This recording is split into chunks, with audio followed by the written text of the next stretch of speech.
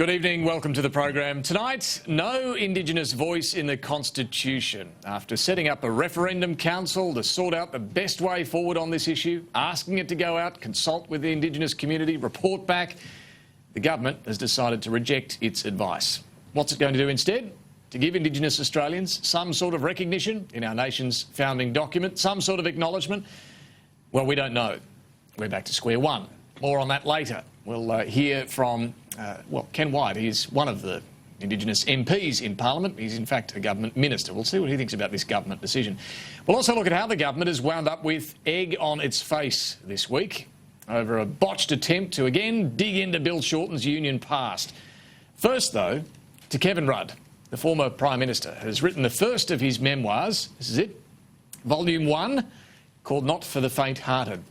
It covers his life up until the point he won the Prime Ministership, so all that followed, the response to the global financial crisis, the struggles over the emissions trading scheme and the mining tax, the ultimate downfall of a first-term Prime Minister. All of that will be in Volume 2.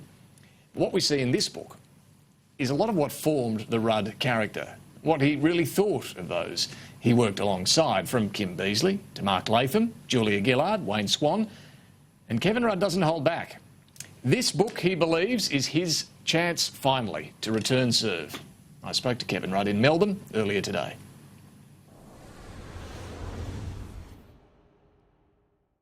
Kevin Rudd, good to see you. Thanks so much for joining us here in beautiful Melbourne. Before we get to your book, can I ask you about the big issue of the week, the federal police raids on the AWU officers? You're generally not a huge fan of the unions, it's fair to say.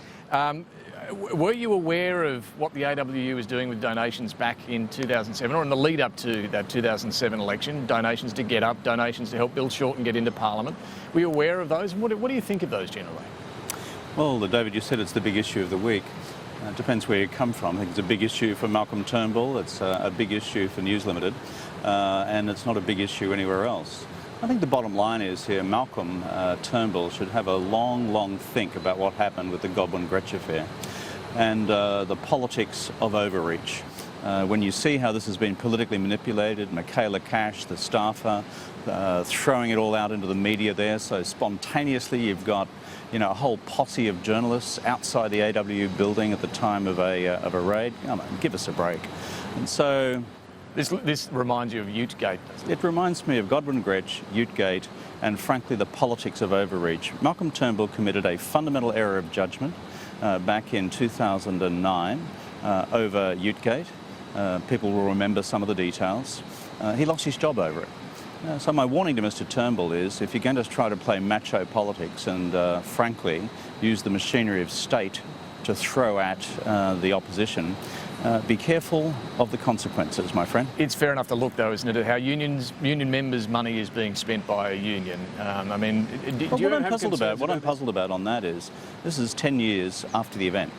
And if these were searing questions of adherence to industrial law or the general laws of the nation, surely these matters would have become aired before now. I mean, the Conservatives have already run a Royal Commission into the unions period, which went for bloody years.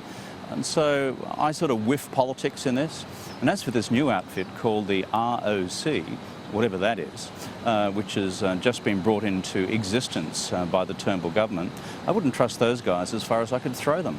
Let's get to your book. I want to start with your childhood, because you do write very candidly in the book about firstly the difficult relationship you had with your father as a young boy. You talk about the rage he would show, not often, but at times, towards your mum. He spent increasing amounts of time in Brisbane, you said, drinking, going bowling. And then, of course, he did crash his car driving home one night after a night out drinking. Tell me about that relationship. Did you love your dad? You know something, the honest answer is I didn't know him well enough. If you're a kid at 11 years old, and that was when he died, it's actually pretty hard to string together all the memories in a way where you can make a judgment like that. My older brothers and sisters loved him because they knew him as teenagers and as young adults. I didn't. And I probably, because I was the youngest, saw him in a different light. But you know something, David? A whole slice of Australians have lost a parent, during childhood. And this ain't a unique story, but it's part of my own formation. Yours is a fascinating childhood, though. Some very tough times, and you do write about the night you spent sleeping in a car with your mum, and this was covered during your time as Prime Minister. But you write in the book, perhaps she had exhausted all the charity that had been offered in the 2 years since my dad's death. Perhaps she had simply failed to organise the next stop. She must have run out of money. And it was after this I resolved, from an anger deep, deep within, that I would never again be the object of anyone's charity. Tell me about that anger that you felt at that time. Well, it's the anger of injustice, about injustice. It's actually right to be angry on the question of injustice, and to resolve simultaneously, albeit in the mind of a child, later on to do something about it. So this fired you up? Yeah, it certainly did, but in the very primitive, unformed mind of a young kid. I didn't even know what the Labor Party was at the age of 11, 12, 13. We didn't have one of those in my part of Queensland. But did you feel like you wanted to prove something to the world? No, what I felt deeply was that it was just wrong for someone to, frankly, have nowhere to stay at night. And if you want to see where that translated, it was the amount of funding we put into homelessness as a government. Here we are in Melbourne. You'll find common ground facilities in most Australian capital cities now, which we've invested in as an Australian government, to add hundreds and hundreds and hundreds of places for inner city accommodation for homeless people who have psychological problems. We added 20,000 units of social housing. So this ain't just being angry, it's actually trying to do something constructive with it. Coming back to your story, you then joined the Foreign Affairs Department, you spent time in China, you come back to Queensland to run the Cabinet Office there for the Wayne Goss government, before finally making it into Parliament in 1998 in Federal Parliament. Now, I want to ask you about Wayne Swan, because in those years, in Queensland and then coming into the Federal Parliament, you were very close. You shared a place together in Canberra. Absolutely. You'd holiday together as families. You were not quite, but close by. Catch up. You were godparents to one of his children. What happened to that relationship? I think what you described in a normal Shakespearean play is that Wayne saw his big chance in 2010 and with Julia, and they just went for it. Which is, I was down in the polls a bit. For the first time, I think, in 3 or 4 years, I had dipped below 50% in terms of the party's vote for a poll or two.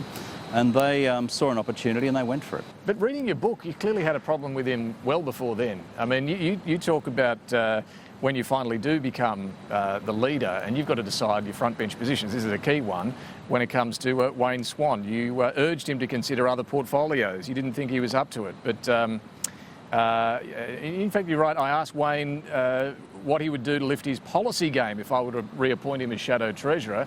He replied he'd go out and buy an economics textbook.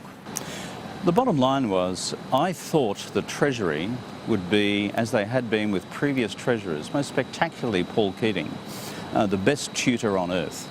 And Paul's case, and he'll readily tell you this, when he went into the portfolio, he didn't have a background in macroeconomic policy, didn't have a background in monetary policy, but let me tell you, or in fiscal policy. But he was an extraordinary student with a very sharp mind.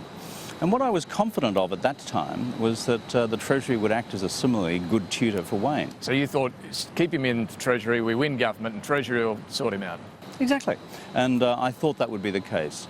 I think the other thing, which I readily admit to in the book, is I was very conscious of Wayne's character, in the sense that if he didn't get what he wanted, then he could potentially destabilise the show. So the honest reflection of that period... So you were forced to keep him? No, there's a cocktail of those things. I thought the Treasury would be able to train him, but I was also worried about his ability to blow things up, because he, as we saw later in the events of 2010, was perfectly capable of doing that. Okay, but this line about him saying to you that he'd go out and buy an economics textbook, I mean, did he really say that? My understanding is that's not what he said at all. I stand by everything I've written in this book. I've reflected on it long and hard, and I have not provided all the gory detail I could. The bottom line is, you ask any of the contemporaries at the time from the Parliamentary Labor Party, was Wayne competent at standing at the dispatch box, either for opposition or in government, and explaining and defending and articulating with strength the core economic message of the government? No, it was not the case. Where did that responsibility fall? It fell on my shoulders as the Prime Minister. It fell on Tanner's shoulders as the Finance Minister. That's how we carried the public debate. But you do credit one of your great legacies as seeing us through the global financial crisis, avoiding recession, and and so on. I mean, he was your treasurer. You don't want to trash that legacy, do you?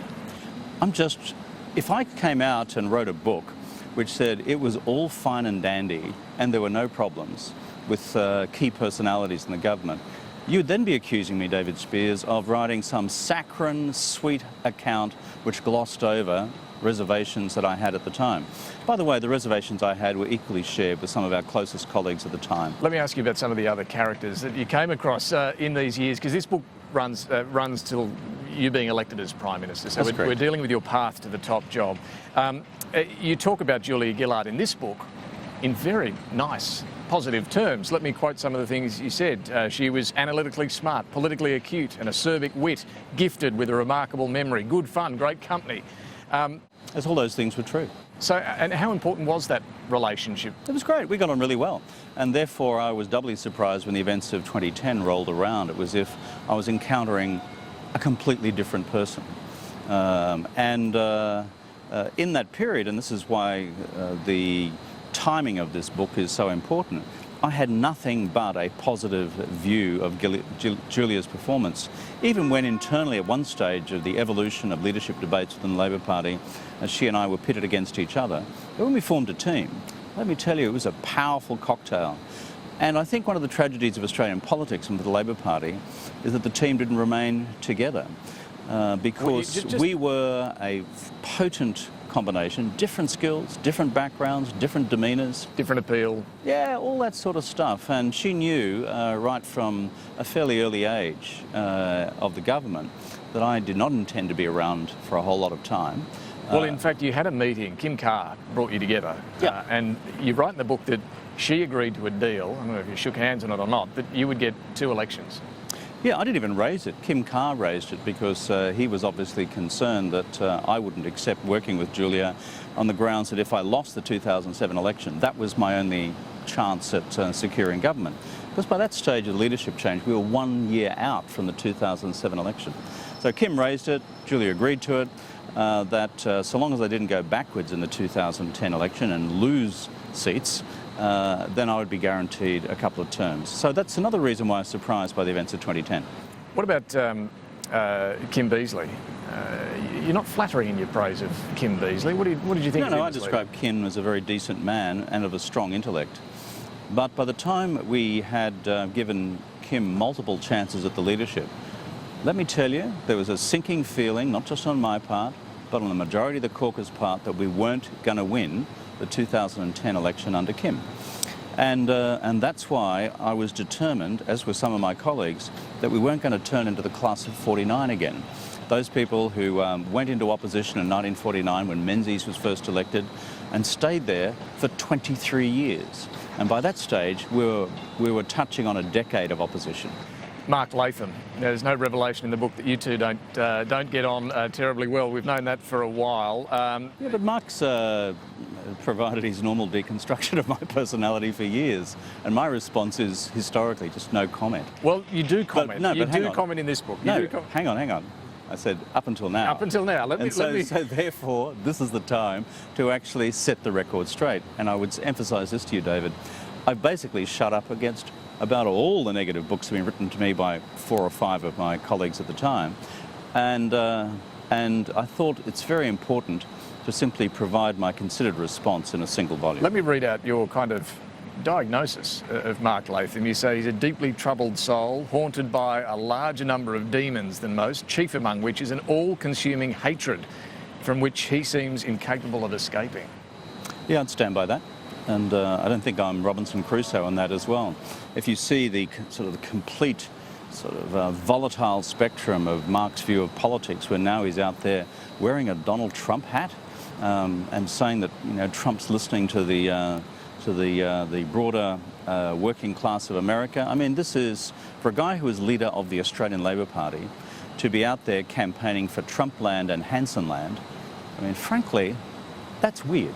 That's seriously weird. He wrote in his diaries about you crying when your mum died. You write in your book about him sobbing one day when a story came out about his ex-wife crying his heart out with you in a one-on-one situation. Was this a bit of a get square from you in this book? No, not at all.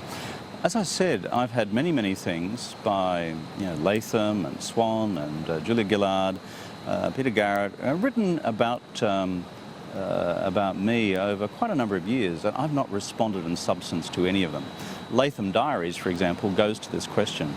That's why in a single volume I think it's important to exercise what I think you couldn't dispute, David. It's called a legitimate right to self-defence.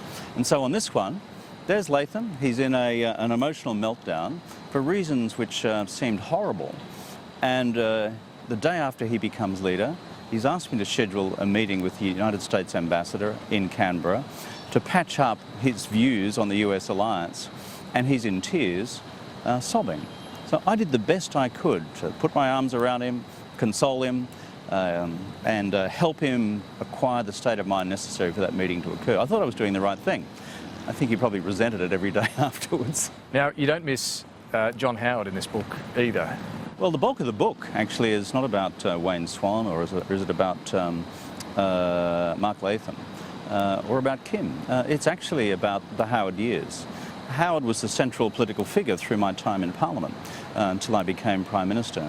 And frankly, Howard's got away with blue murder in constructing his own self-hagiography of his own period in office. It's time someone brought him to account in this volume. There's a lot you write about with the Howard government, but I want to focus on Iraq in particular, because this was your patch as Shadow Foreign Minister for much of that time, and you do argue that he's got away with it, where George Bush and Tony Blair have suffered the consequences politically. No, those two are still hiding in foxholes, but he's out there loud and proud. Now, let me go to something you say in the book. Howard misled the Australian public on the reasons for taking the country to war. That is a charge, a serious charge. Now, he denies that he deliberately misled the Australian people. What is the evidence that he deliberately misled the Australian people? The evidence lies in the thin sampling of intelligence advice available to him and the government prior to going to war in Iraq, which cast fundamental doubt on the core argument about the existence of weapons of mass destruction. Not just Australian source intelligence from the Defence Intelligence Agency in Canberra, but also from Allied intelligence as well. How do we know this exists? Because that slice was then subsequently reviewed by a parliamentary committee in Australia, which reached those conclusions. And furthermore, and finally, is that what we've now seen through the Royal Commissions, or their equivalent held in the United States and the United Kingdom, a great pile of other information which is available to Allied governments. We never had a Royal Commission here. No. Do you regret, as Prime Minister, not holding a Royal Commission into the Iraq war decision? Well, what I say in the book that I've written, David, is yes. But when I was elected, I didn't want to put the Australian Public Service through the trauma of what would end up being a 2-year-long Royal Commission. That's the first thing. And the second was, Howard by that stage was virtually 70. And I thought, I violently disagreed with his decision to take us to war in Iraq and his general performance on foreign policy. But the judgment I took was that I didn't want to kick the guy while he was down or traumatise the public servants. With the benefit of 2020 hindsight, all this should have been put into the public domain through a Royal Commission so that these mistakes would not be committed again. Now, you do lay out in a lot of detail in the book the sort of policy, thought process, framework that you had to take into government. Your next book will deal with your time in government, presumably, and hopefully we'll get to talk about the things you did and the party deciding to remove you in your first term and so on. But I just wanted to... No, the 4 or 5 faction leaders decided to. Okay. Factional thugsters, I call them. We'll return to that when you put all that down on paper. But can I ask you just about a couple of foreign policy issues today? Sure. This week we have seen the Chinese President Xi Jinping elevate himself as leader, cement his grip on power, and there's talk about him perhaps even extending beyond 2 5-year terms. What have you made of this? Does it concern you at all, the sort of tightening of his control in China? I think it's important for us to describe accurately what's happening here, and this is part of the work I do now as president of the Asia Society Policy Institute in New York. It's an American think tank which focuses on Asia, China, Chinese domestic politics, Chinese international policy. The bottom line here is we now have a Chinese leader in Xi Jinping who's the most powerful leader since Mao. I think everyone now accepts that proposition. Secondly, an extraordinary concentration of both ideological authority and naked political authority. So the question we all must now face is, what is this Xi Jinping's China worldview in terms of China's future role in the world? That's what I'm seeking to grapple with at the moment. What do you suspect? Well, Xi Jinping, back in the end of 2014, gave a very significant speech at what was called the Central Foreign Policy Work Conference of the Chinese leadership. And for the first time, you see there the emergence of, shall I say, the contours of a new approach to the world. Historically, China doesn't have a script for its role in the world because for 2,000 or 3,000 years it was concerned about holding their own empire together within the country, and secondly, keeping foreigners out. So this is terra nova, this is new. And so what we saw in that speech was Xi Jinping, and we've seen it confirmed ever since, outlining that with China's rise to national greatness as an international power, a new international system which shares many more dimensions of China's voice and influence than the one created by the United States and its allies in 1945 after the Second World War. But secondly, there should be a new type of great power relations between the US and China, almost a G2, certainly a meeting of equals.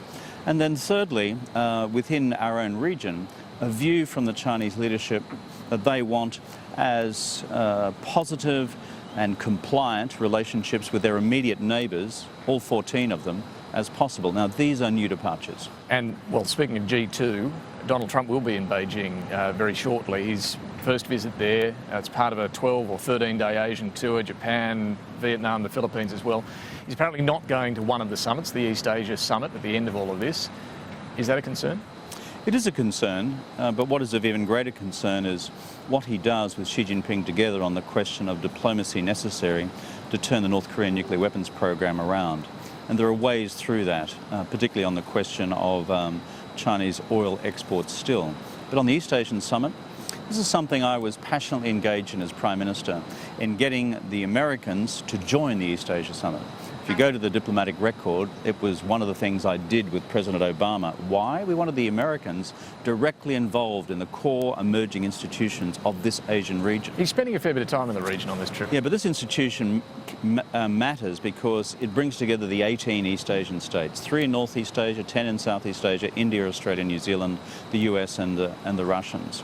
And this is the one institution which has the capability of growing into a pan-regional security body over time, which can help bring down regional tensions, which are totally bilateralized, and instead develop the habits of security policy, open dialogue, cooperation, and common problem solving. And for him not to be there, frankly, just delivers an open platform for Xi Jinping.